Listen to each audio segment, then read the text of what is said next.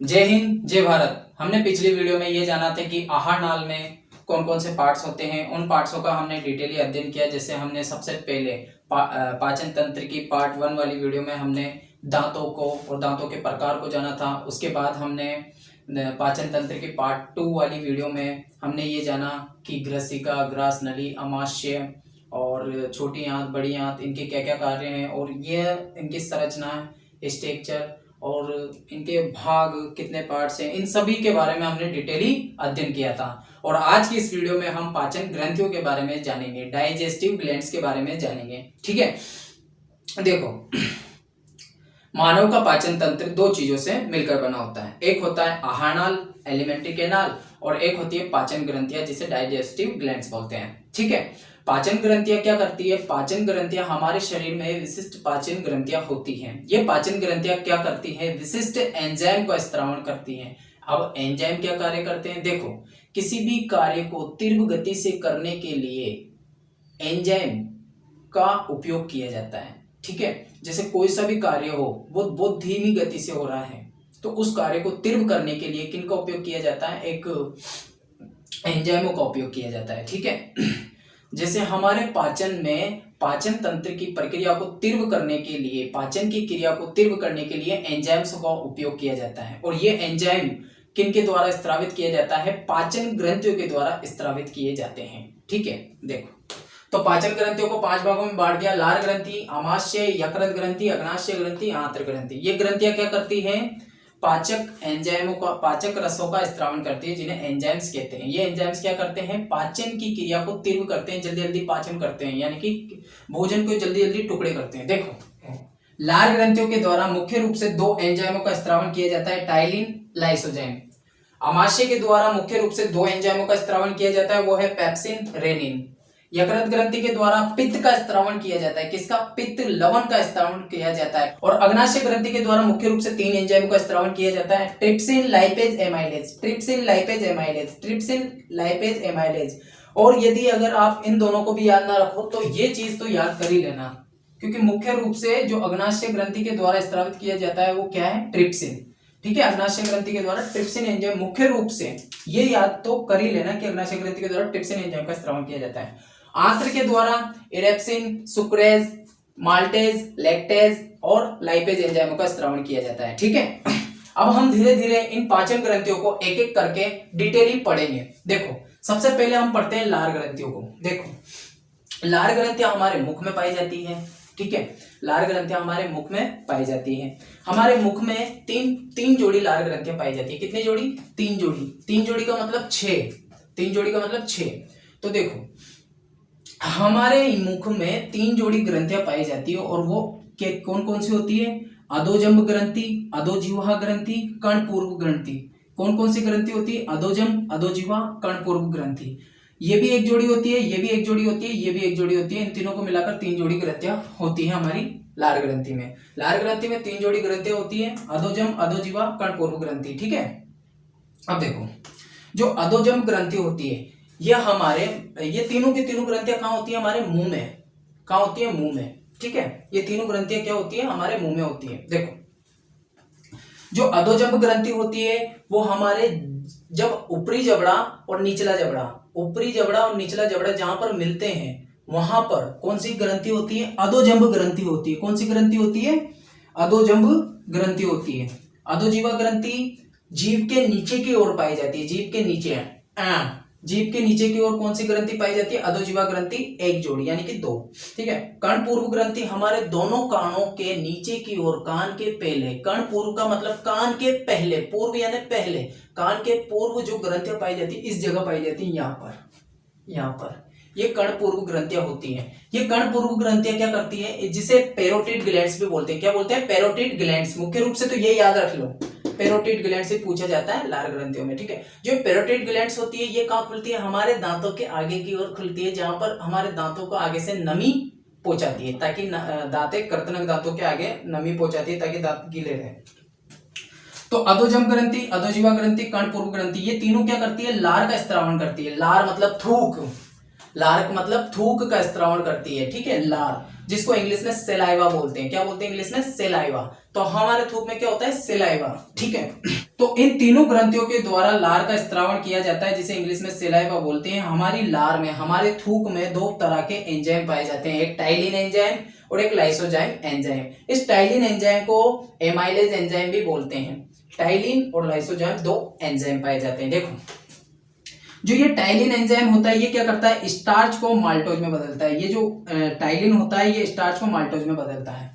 ठीक है, कर्ण पूर्व ग्रंथि सबसे बड़ी लार ग्रंथि होती है। सबसे बड़ी लार ग्रंथि कौन सी होती है? कर्ण पूर्व ग्रंथि सबसे बिग, यानी कि सबसे बड़ी होती है। और सबसे छोटी ग्रंथि कौन सी होती है? अधोजंब ग्रंथि होती है। जो सबसे बड़ी ग्रंथि है कर्ण पूर्व ग्रंथि, इसमें एक रोग होता है जिस रोग का नाम है मम्प्स। यहाँ पर जीवाणु के संक्रमण की वजह से सूजन आती है। यहाँ पर जीवाणु के संक्रमण की वजह से सूजन आ जाती है, जिसे गलजुआ भी बोलते हैं। तो इसकी वजह से कौन सा रोग होता है? मम्प्स रोग होता है। इसके संक्रमण में सूजन आ जाती है।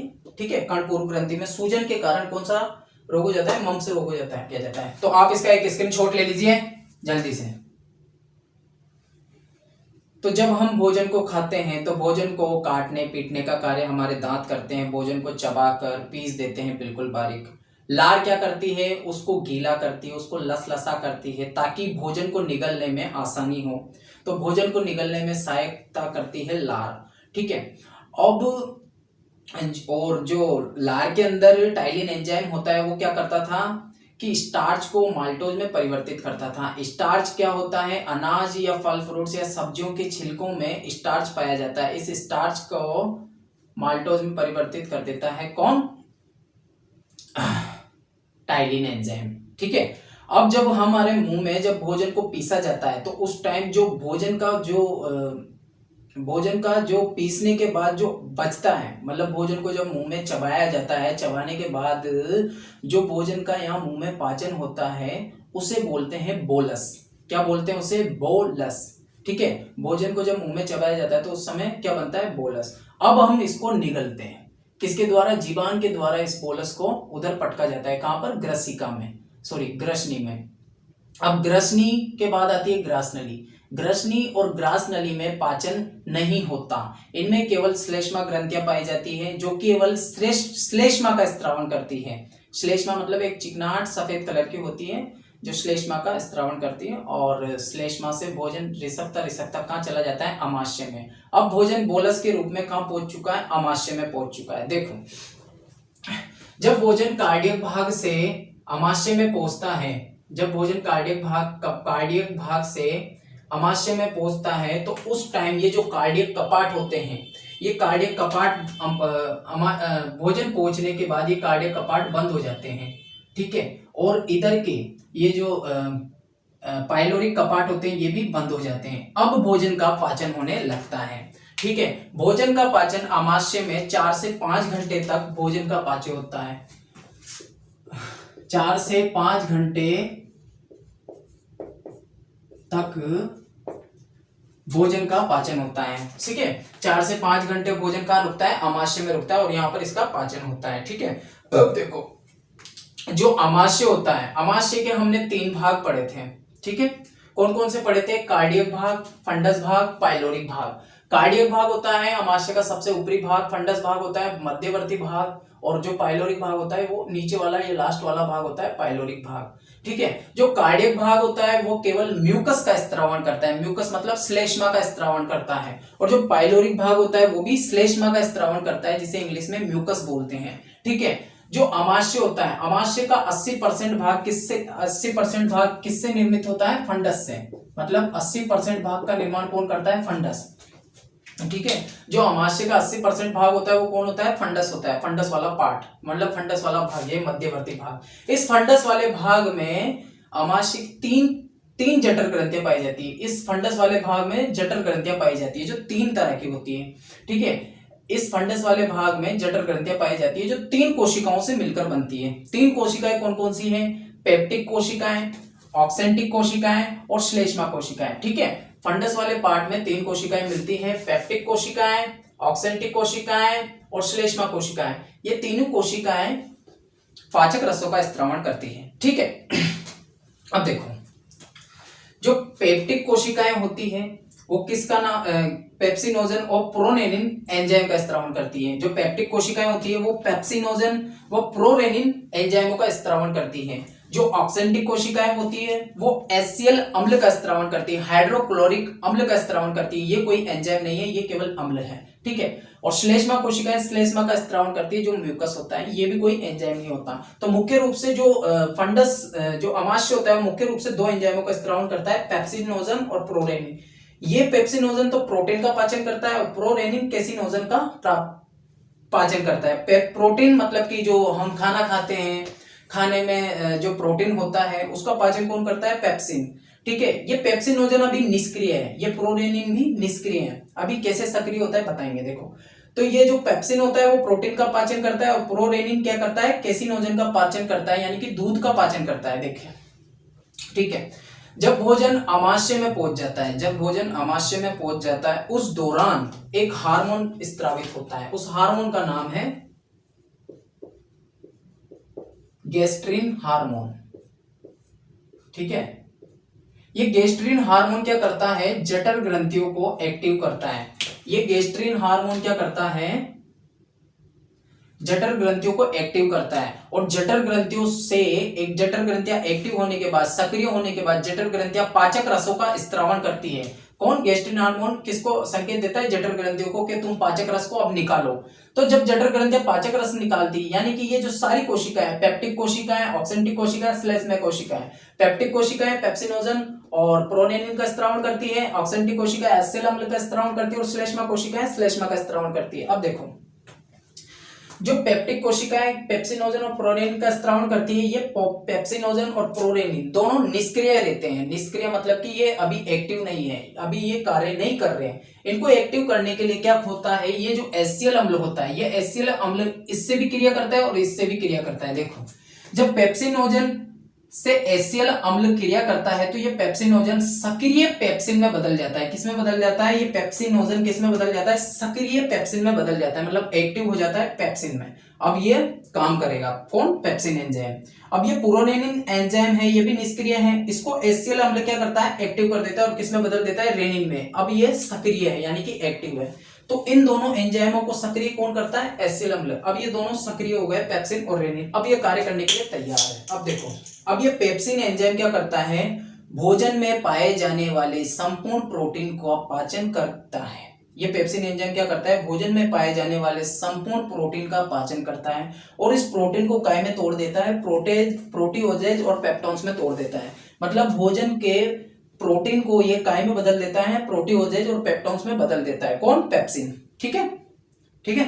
अब बात करते हैं रेनिन एंजाइम की, ठीक है। ये रेनिन एंजाइम दूध का पाचन करता है। किसका पाचन करता है, दूध का पाचन करता है। देखो, जो रेनिन एंजाइम होता है, ये क्या करता है, दूध के अंदर, दूध में प्रोटीन पाया जाता है, ये तो हम सब जानते हैं। और दूध में जो प्रोटीन पाया जाता है उस प्रोटीन का नाम है कैसिनोजन।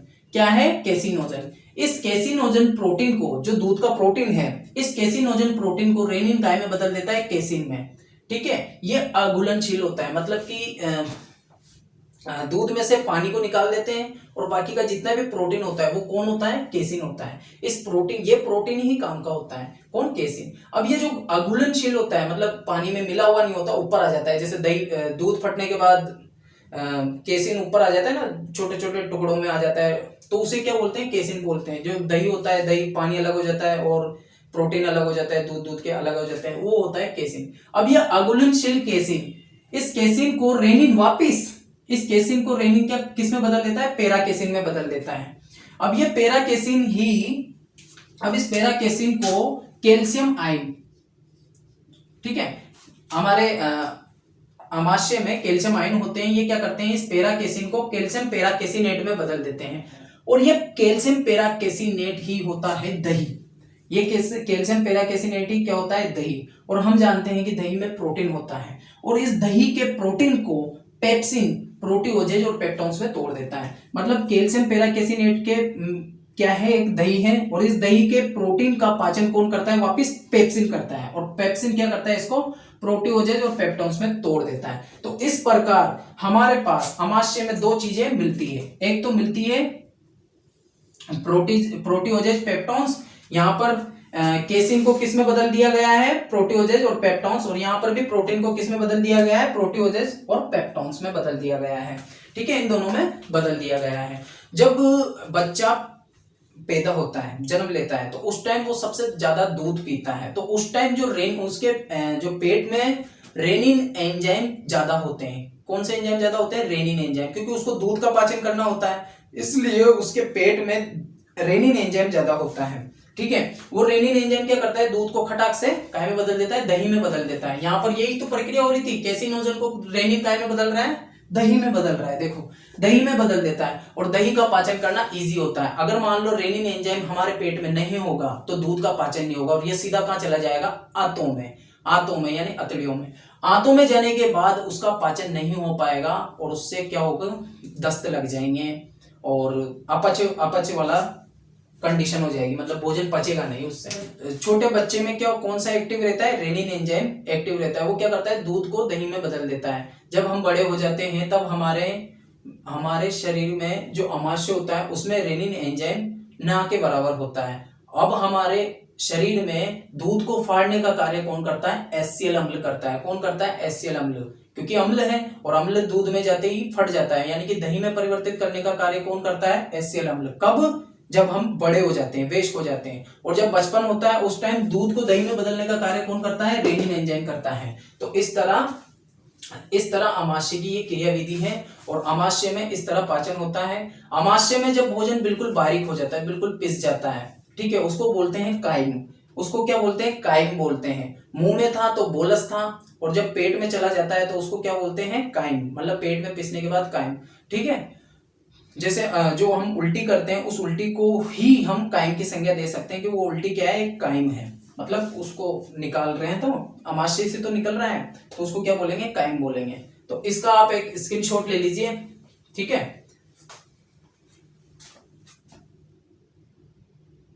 भोजन का अमाशय में आ जाने के बाद भोजन का रूप कैसा हो जाता है, कायम की तरह होता है, एकदम बिल्कुल पतला पतला सा हो जाता है। ठीक है, भोजन का अमाशय में आ जाने के बाद भोजन अम्लीय हो जाता है HCl अम्ल के कारण। जब यह अम्ल ग्रहणी में प्रवेश करता है, भोजन यहाँ से कहाँ जाएगा, ग्रहणी में जाएगा। यहाँ के यहाँ जो कपाट होते हैं, कौन से कपाट होते थे, पाइलोरिक कपाट, ये धीरे धीरे खुलने लगते हैं और भोजन कहाँ आता है, ग्रहणी में आता है। ग्रहणी जिसको इंग्लिश में ड्यूडेनम बोलते हैं। यहाँ पर आने के बाद जैसे ही भोजन ग्रहणी की श्लेष्मा ग्रंथियों को छूता है तो उसी दौरान श्लेष्मा ग्रंथियों के द्वारा 6 हार्मोनों का स्त्रावन किया जाता है। कितने हार्मोनों का स्त्रावन किया जाता है, 6 हार्मोन का स्त्रावन किया जाता है। किसके द्वारा, ग्रहणी के द्वारा। ये 6 हार्मोन कौन कौन से होते हैं, देखो, जैसे ही ग्रहणी इसको छूता है, भोजन इसको छूता है, क्योंकि भोजन में HCl अम्ल होता है और HCl अम्ल क्या करता है, इन ग्रंथियों को एक्टिव करता है और जिससे 6 हार्मोनों का स्त्रावन होता है। ये 6 हार्मोन कौन कौन से होते हैं, देखो, पहले आता है एंटेरोगेस्ट्रिन हार्मोन। यह एंटेरोगेस्ट्रिन हार्मोन क्या करता है, अमाशय में जाता है और अमाशय में शिथिलन का कार्य करता है। उन जठर ग्रंथियों को कहता है कि भाई भोजन पच चुका है, अब तुम रिलैक्स करो, यानी कि तुम अब क्रमांकुंचन को बंद करो, भोजन के मंथन को बंद करो, क्योंकि भोजन का पाचन हो चुका है, भोजन इधर आ चुका है तो अब पाचन करने की जरूरत नहीं है। तो ये एंटेरोगेस्ट्रिन हार्मोन क्या करता है, अमाशय के क्रमांकुंचन को शिथिलन करता है। जैसे अभी मैं खड़ा हूं, मेरा पेट भी थोड़ा धीरे धीरे धक धक कर रहा है, वास्तव में हो क्या रहा है, मेरे पेट में भोजन का क्रमांकुंचन के द्वारा भोजन का पाचन हो रहा है। तो इसको शिथिलन करने के लिए गैस्ट्रिन हार्मोन जाता है और उसकी जठर ग्रंथियों को शिथिल करता है। ठीक है, ग्रहणी के द्वारा सिक्रेटिन हार्मोन और ब्रेंकियोजाइमिन, ये दोनों के दोनों अग्नाशय के पास जाते हैं और अग्नाशय से बोलते हैं भाई भोजन ग्रहणी में आ चुका है, तो अभी तक बेटा है, अरे एंजाइम निकाल यार। तो अग्नाशय क्या करता है, एंजाइम निकालता है। कौन कौन से निकालता है, trypsin enzyme, amylase enzyme, lipase enzyme. दोबारा सुनो, देखो, तो जब ग्रहणी के द्वारा 2 हार्मोन कहाँ जाते हैं, ग्रहणी के 2 हार्मोन कहाँ जाते हैं, सिक्रेटिन हार्मोन और ब्रेंकियोजाइमिन हार्मोन कहाँ जाते हैं, अग्नाशय में जाते हैं। और अग्नाशय में जाकर अग्नाशय से कहते हैं कि भाई हार्मोन एंजाइमों को निकालो क्योंकि भोजन ग्रहणी में आ चुका है। ठीक है, तो ये अग्नाशय क्या करता है, तीन एंजाइमों को निकालता है, ट्रिप्सिन, एमाइलेज, लाइपेज, जो आगे जाकर ग्रहणी में आ जाते हैं और ग्रहणी में आकर भोजन का पाचन करते हैं। ठीक है, 2 हार्मोन कहाँ जाते हैं, यकृत में जाते हैं। 2 हार्मोन कौन कौन से जाते हैं, हिपेटोक्रिनिन और कोलिसिस्टोकाइनिन हार्मोन। हिपेटोक्रिनिन हार्मोन और कोलिसिस्टोकाइनिन हार्मोन कहाँ जाते हैं? यकृत में जाते हैं, और यकृत कोशिका यानी कि पित्ताशय में संकुचन उत्पन्न करते हैं। पित्ताशय में संकुचन उत्पन्न होने से, जैसे ही पित्ताशय में संकुचन उत्पन्न होता है तो पित्त वर्णकों का स्त्रावन होता है, पित्त वर्णक निकलते हैं। ये पित्त वर्णक क्षारीय होते हैं, ये पित्त वर्णक क्षारीय होते हैं, और ये क्षारीय होने के कारण भोजन की अम्लता को उदासीन कर देते हैं। क्या करते हैं? भोजन को उदासीन करने का कार्य करते हैं, क्योंकि यहाँ से भोजन कैसा आ रहा है? अम्लीय भोजन आ रहा है। तो ये क्या करता है? ये पित्त वर्णक, क्योंकि क्षार है और क्षार और अम्ल मिलने के बाद क्या हो जाता है? उदासीन हो जाता है, मतलब भोजन की अम्लीयता कम हो जाती है, उदासीनता हो जाती है। ये जो पित्त वर्णक होता है ये वसा का पाइसीकरण करता है, मतलब कि वसा के पृष्ठ तनाव को कम कर देता है, मतलब वसा जो टाइट रहती है उसको एकदम सरल कर देता है, लिक्विड फॉर्म में कर देता है, बिल्कुल, है ना। तो वसा का पाइसीकरण करता है, भोजन का उदासीन करता है, और हानिकारक जीवाणुओं को भक्षण करता है। हानिकारक जीवाणुओं का भक्षण करता है। ये पित्त वर्णक हरे रंग की पित्ताशय में रहता है। यह हरे रंग का होता है पित्ताशय, जो हमारे यकृत में होता है, यकृत में लटका रहता है। मैंने आगे आपको वीडियो में बता चुका हूँ। और ये हरे रंग का होता है, जिसमें पीले वर्णक होते हैं, जिन्हें पित्त वर्णक बोलते हैं। ये पित्त वर्णक क्षार होते हैं, और इन्हीं पित्त वर्णकों की वजह से पीलिया रोग होता है, जिससे हमारे शरीर पीला हो जाता है, आंखें पीली हो जाती है, स्किन पीली हो जाती है। तो ये दो हार्मोन हिपेटोक्रिनिन और कोलिसिस्टोकाइनिन हार्मोन यकृत में जाकर क्या करते हैं? पित्त वर्णकों का स्त्रावन करते हैं कि भाई पित्त वर्णक निकाल, भोजन आ चुका है। और ऐसे ही अग्नाशय के पास जाकर सिक्रेटिन हार्मोन, प्रेंक्योजाइमिन हार्मोन अग्नाशय से बोलते हैं भाई भोजन आ चुका है, हार्मोन एंजाइम निकाल। अब एक हार्मोन बचता है, उस हार्मोन का नाम है एंटेरोकाइनिन। ये एंटेरोकाइनिन हार्मोन आंत्र में जाता है, मतलब छोटी आंत में जाता है, और आंत्र से बोलता है कि भाई एंजाइम निकाल, भोजन आ चुका है। अब ये भी आंत्र भी क्या करती है? ये एंटेरोकाइनिन हार्मोन क्या करता है? आंत्र को आदेश देता है एंजाइम निकालने के लिए। तो फिर ये आंत्र कौन कौन से एंजाइम निकालती है? Erepsin, sucrase, maltase,